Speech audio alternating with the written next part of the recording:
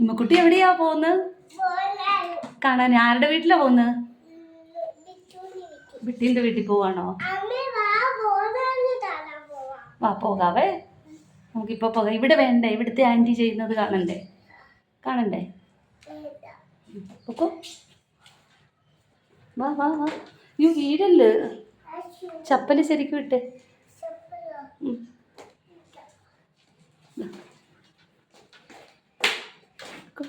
വീടല്ലേ?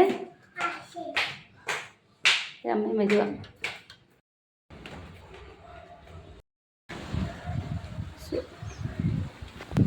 ഞങ്ങൾ ബിട്ടുവിൻ്റെ വീട്ടിൽ ബോണാലി എന്ന് പറഞ്ഞ ഫെസ്റ്റിവൽ കൂടാനായിട്ട് പോകാൻ തുടങ്ങുമായിരുന്നു. ദേ അന്നേരം മഴ പെയ്തു. ആൻറ്റിയുടെ വീട്ടിലോട്ട് കയറി. അവർക്ക് ബിട്ടുവിൻ്റെ അടുത്ത് പോകുന്നതായിരുന്നു ഇഷ്ടം. ഒക്കെ കളിക്കാനാണ്. ദേ മഴ കുറഞ്ഞപ്പോൾ ഞങ്ങൾ ബിട്ടുവിൻ്റെ വീട്ടിൽ വന്നു. ഇമ്മക്കുട്ടിയുടെ ഫ്രണ്ടാണ്, നമ്മുടെ സ്കൂളിലെ ഒരു ടീച്ചറിൻ്റെ മോനാണ്. നമുക്ക് ബിട്ടുവായിട്ട് കളിക്കാൻ വേണ്ടി ബിട്ടുവിൻ്റെ വീട്ടിലേക്ക് വന്നു ബോണാലോ കൂടാനായിട്ട്. ബോണാലോ എന്ന് പറഞ്ഞാൽ ഇവിടുത്തെ ഒരു ലോക്കൽ ഫെസ്റ്റിവലാണ്. ഇവിടെ ദേ ഇമ്മക്കുട്ടിയുടെ കാലിൽ ഒരു മഞ്ഞൾ തേക്കുവാണ്. എന്നെ വിളിച്ചായിരുന്നു, ഞാൻ പോയില്ല. ഞാനവിടെ നിന്ന് വീഡിയോ എടുത്തുകൊണ്ടിരുന്നു. നമുക്ക് ബിട്ടുവിൻ്റെ പിന്നി എന്ന് പറഞ്ഞാൽ അച്ഛൻ്റെ അനിയൻ്റെ വൈഫ്. ഇമ്മക്കുട്ടിയുടെ കാലിൽ മഞ്ഞൾ തേക്കുവാണ്. ഇവർക്ക് എന്ത് ഫെസ്റ്റിവൽ, എന്ത് ഫങ്ഷനാണെങ്കിലും അവരുടെ വീട്ടിൽ വരുന്ന ഗസ്റ്റിനും അവരും എല്ലാവരും കാലിൽ മഞ്ഞൾ തേക്കും. അത് ഇവിടുത്തെ പ്രധാന ഒരു ആചാരമാണ്. ഇമ്മക്കുട്ടിക്ക് വിശക്കുന്നെന്ന് പറഞ്ഞപ്പോഴത്തേക്ക് ചിപ്സ് വാങ്ങിച്ചുകൊണ്ട് കൊടുത്ത് അവളുടെ അച്ഛൻ കാലിൽ മഞ്ഞളിട്ടു. ബിട്ടുവിൻ്റെ പിന്നി ആണ് ചെയ്യുന്നത്. അടുത്ത് നിൽപ്പുണ്ട് ബിട്ടു. പിന്നെ എല്ലാവർക്കും കാലിൽ മഞ്ഞളിട്ട് കൊടുക്കും. അതെ, അവർ സ്വയം കാലിൽ മഞ്ഞൾ തേക്കുന്നു. അതാണ് ബോണാലു ചെയ്യിടാനൊക്കെയുള്ള മൺകലമാണ്. അത് ഡെക്കറേറ്റ് ചെയ്ത് വെക്കും. അതിൽ ചോറ്, കറികൾ. ഇതേ കോഴിയെ പിടിച്ചോണ്ട് വയ്ക്കുന്ന കൈകൊണ്ട് ടീച്ചർ ബിട്ടുവിൻ്റെ അമ്മ. കാലിൽ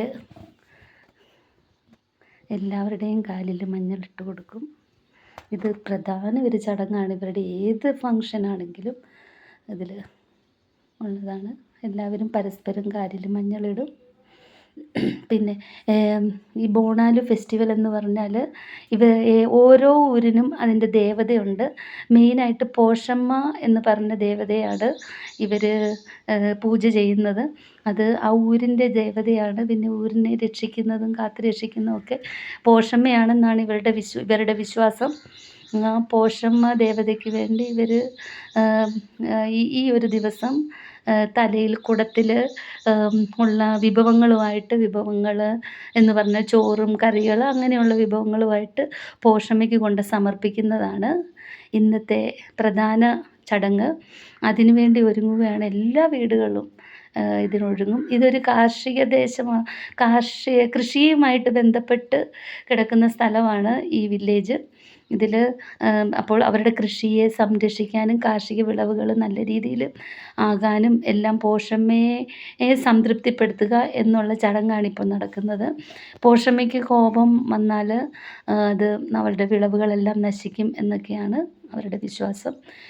പിന്നെ ആര്യവേപ്പുമായിട്ട് ഇവരുടെ ജീവിതം വളരെയധികം ബന്ധപ്പെട്ടിരിക്കുന്നു. ആര്യവേപ്പിൻ്റെ മെഡിസിനൽ പവറൊക്കെ ഇവർക്ക് ശരിക്കും അറിയാമെന്ന് തോന്നുന്നു. പണ്ട് മുതലേ ഉള്ള ചടങ്ങുകളാണ് ആര്യവേപ്പ്. എല്ലാ ഫങ്ഷനും ഇവർ ആര്യവേപ്പിലയായിട്ട് എന്തെങ്കിലും ചടങ്ങുണ്ടായിരിക്കും. ഇപ്പോൾ ഏതാണ്ട് 5 or 6 ഇതളുകൾ ആര്യവേപ്പിൻ്റെ വെക്കണം എന്നുള്ളതാണ് ഇവരുടെ വിശ്വാസം. അത് ആര്യവേപ്പില വെച്ച് അവരുടെ ആ കുടം അലങ്കരിക്കുന്നു. ഇത് എന്താ പറയുന്നത്, ഇവരുടെ മെഡിസിൻ ആണെങ്കിലും ഏത് മെഡിസിനിലും ആര്യവേപ്പുമായിട്ട് ബന്ധപ്പെട്ടാണ്. ഏത് അസുഖത്തിനും അതിനുള്ള സൊല്യൂഷൻ ഈ ആര്യവേപ്പില തരും എന്നാണ്. കുറേയൊക്കെ സത്യവുമാണ്. പിന്നെ ബിട്ടുവിൻ്റെ പിന്നെയും ബിട്ടുവിൻ്റെ അമ്മയും കൂടെയാണ് ആ മൺകലം അലങ്കരിക്കുന്നത്. എന്നിട്ട് അതിൽ ചോറും വിഭവങ്ങളും ഒക്കെ പോഷമ്മയ്ക്ക് സമർപ്പിക്കുവാൻ അതിലേക്ക് വെക്കും. എന്നിട്ട് ഒരു പ്രൊസഷനിൽ അവരും പങ്കെടുക്കും. ഒരു നല്ല നമുക്ക് എന്ന് പറഞ്ഞാൽ കണ്ട് ഒരു രസമുള്ള ചടങ്ങുകളാണ്. ബിട്ടുവിൻ്റെ അമ്മ, അതായത് ഹൈമവതി ടീച്ചർ ഇതേ പൂജ ചെയ്യുന്നു. ഞങ്ങളെയും വിളിച്ചായിരുന്നു. ഇമ്മക്കുട്ടി അതിലെല്ലാം ചാടി ചാടി നിൽക്കുന്നുണ്ടായിരുന്നു. ഒരു പൂജ ചെയ്യുവാണ്. ഇമ്മക്കുട്ടി അതിൻ്റെ ഇടയ്ക്ക് കുസൃതികളും ഒക്കെ കാണിക്കുന്നുണ്ട്. എനിക്കിടയ്ക്ക് ദേഷ്യവും വരുന്നുണ്ട്. ഹൈമവതി ടീച്ചർ പൂജ ചെയ്യുവാണ്. ഇവരുടെ വിശ്വാസമാണ് പോഷം.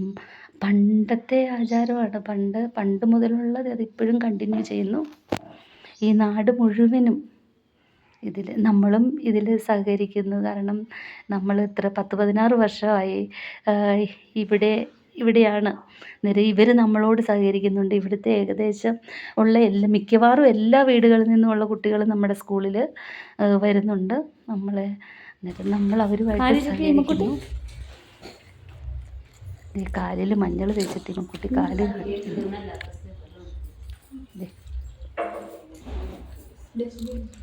അവർക്ക് എന്തോ ഒരു ഭയങ്കര സന്തോഷമായിരുന്നു. എല്ലാവർക്കും സന്തോഷമായിരുന്നു. പക്ഷേ ഇപ്രാവശ്യവും മഴ ചതിച്ചു. അടുത്തത് ബിട്ടുവിൻ്റെ പിന്നി പൂജ ചെയ്യുവാണ്.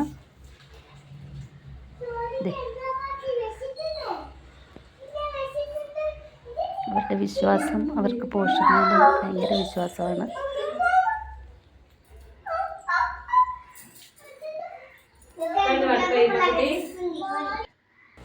അടുത്ത ഇമ്മക്കുട്ടി എല്ലാത്തിനും ചാടി ചാടി നിൽക്കുന്നുണ്ട്. അതിൻ്റെ ഇടയ്ക്ക് അവർക്ക് വിശക്കുന്നു. ബിസ്ക്കറ്റ് കഴിക്കുന്നുണ്ട്. അവർ പറഞ്ഞു കൊടുത്തു ഇമ്മക്കുട്ടിയോട് പോഷമ്മയെ പ്രാർത്ഥിക്കാം. അവൾക്ക് എന്താണെന്നൊന്നും അറിയത്തില്ല. അവർ കാണിക്കുന്നത് പോലെ അവളും ചെയ്തു. അടുത്തത് ഇതിൻ്റെ പ്രത്യേകത എന്ന് പറഞ്ഞാൽ തലയിൽ ഈ മൺകലം വെച്ചുകൊണ്ട് പോകണമെന്നുള്ളതാണ്. അതെല്ലാവരും തലയിൽ തന്നെ ചുമന്നുകൊണ്ട് പോകണം. കുറച്ച് ദൂരമുണ്ട് പോഷമ്മയുടെ അമ്പലം. അവിടം വരെ ഇവർ നടന്നു പോകും. കോഴി പിന്നെ മെയിനായിട്ടുള്ളതാണ്. കോഴിയെയും കൊണ്ടുപോകും. കോഴിയെ കൊണ്ടുപോയി ഇവർ കോഴിയുടെ ബ്ലഡ് പോഷമ്മയ്ക്ക് സമർപ്പിക്കും. എല്ലാവരുടെ കയ്യിലും കാണും കോഴിയും ഒക്കെ ആയിട്ട് പോകുന്ന കണ്ടില്ലേ. നല്ല രസമുണ്ട്. തലയിൽ നല്ല ഡെക്കറേറ്റ് ചെയ്ത മൺകലങ്ങളും ഒക്കെ ആയിട്ട് പോകുന്ന കാണാൻ നല്ല രസമാണ്. ഇത്രയൊന്നും അല്ല ആൾക്കാർ, പല സൈഡുകളിൽ നിന്നാണ് ആൾക്കാർ വരുന്നത്. എല്ലാവരും കൂടെ ആ അമ്പലത്തിൽ ഒത്തുകൂടും. പോഷമ്മയ്ക്ക് ഇത് സമർപ്പിച്ച് പോഷമ്മയെ തൃപ്തിപ്പെടുത്തിയിട്ട് തിരിച്ചു പോരും. പിന്നെ അവരുടെ വീട്ടിൽ ഭയങ്കര ആഘോഷമാണ്. എല്ലാം ഗ്രാമീണരാണ്. പണ്ടത്തെ അധികം പ്രോഗ്രസ് ഒന്നും വന്നിട്ടില്ല എന്നാലും കുറച്ചൊക്കെ മാറ്റമുണ്ട്. അവരുടെ വേഷവിധാനം എല്ലാം പണ്ടത്തെ ആ രീതിയിലുള്ളതാണ്. തികച്ചും നിഷ്കളങ്കരായ ജനങ്ങൾ. അവർ എന്ന് പറഞ്ഞാൽ അവർക്ക് ഒരു അഭിനയമോ ഒന്നുമില്ല.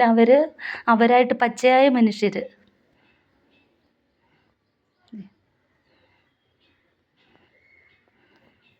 അമ്പലം എന്ന് പറഞ്ഞാൽ കുറച്ച് ദൂരെയാണ്. അവിടം വരെ നടന്നു പോകണം. ഇമ്മക്കുട്ടി വഴക്കുണ്ടാക്കി കരഞ്ഞ് ഞാനും കുറച്ച് ദൂരം ഇവരുടെ കൂടെ വീഡിയോ എടുത്തുകൊണ്ട് പോയി. പക്ഷേ കാല് വേദന എടുത്തിട്ട് ഇമ്മക്കുട്ടി അവസാനം കരഞ്ഞു. കാല് എടുക്കാൻ പറഞ്ഞു. അങ്ങനെ ഞങ്ങളിങ്ങനെ തിരിച്ചു പോന്നു. ഇവിടെ എല്ലാവരും പല ഡയറക്ഷനിൽ നിന്നുള്ള ആൾക്കാർ വരുന്നുണ്ട്. അവരെ കാത്തു നിൽക്കുകയാണ് ഇവർ.